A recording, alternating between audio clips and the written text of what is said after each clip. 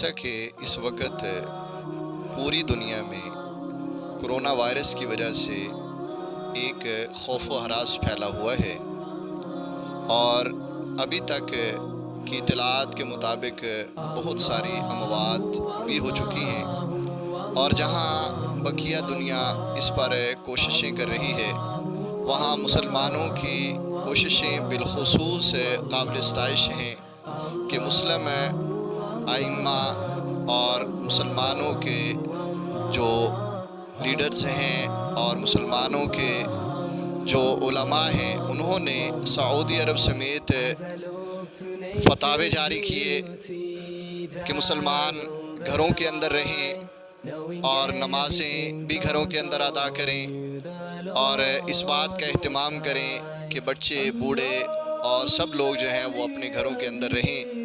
تو یہ چیزیں قابل تعریف ہیں۔ اس کے ساتھ ساتھ نبوی رہنمائی جو علماء کرام ہمیں فراہم کر رہے ہیں کہ صبح و شام کے اذکار، بالخصوص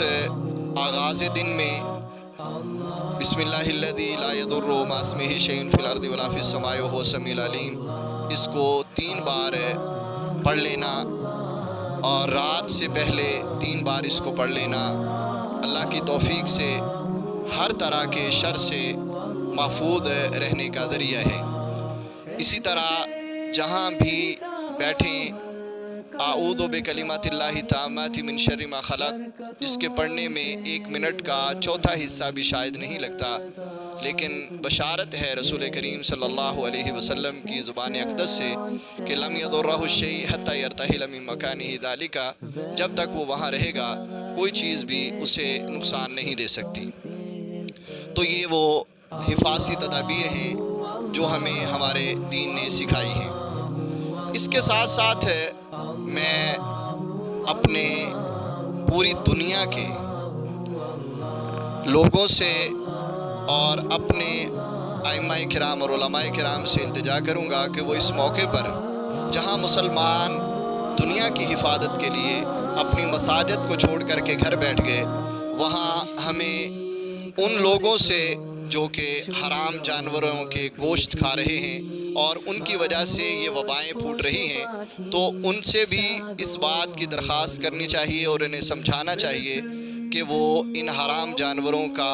جو ہے وہ گوشت کھانا چھوڑیں، حرام چیزوں سے ہٹ جائیں، اور جس طرح سے اس وقت بتایا جا رہا ہے کہ ہاتھوں کو بار بار دھونا، تو یہ صفائی ستھرائی جو ہے، جو کہ اسلام کا ایک خاص شعار ہے، اس کو بھی پوری دنیا پر لاگو کیا جائے، اور دنیا بھی اس بات کا اہتمام کرے کہ وہ حرام جانور اور صفائی کا خاص طور پر خیال رکھیں۔ اسی طرح حفاظتی تدابیروں میں آپ کو یاد ہے نبی کریم صلی اللہ علیہ وسلم جب پریشان گھر سیدہ خدیجہ رضی اللہ تعالیٰ عنہ کے پاس تشریف لائے تھے، تو سیدہ نے فرمایا تھا کلا واللہ لا یخزیک اللہ ابدا، اللہ کی قسم ہے اللہ رب العالمین کبھی بھی آپ کو تنہا نہیں چھوڑے گا۔ سبب کیا بتایا تھا؟ انک لتصل الرحم، کہ آپ صلہ رحمی کرتے ہیں۔ تو صلہ رحمی کا کرنا میرے بھائیوں یہ آفات سے، مشکلات سے، پریشانیوں سے بچاؤ کا ذریعہ ہے۔ تو اس وقت جب کہ بہت سارے ہمارے جاننے والے اور ہمارے قرب و جوار میں رہنے والے ہمارے عزیز و اقارب وہ کاروبار نہ ہونے کی وجہ سے پریشانیوں میں مبتلا ہیں، تو ہمیں ان کا خصوصی طور پر خیال رکھنا چاہیے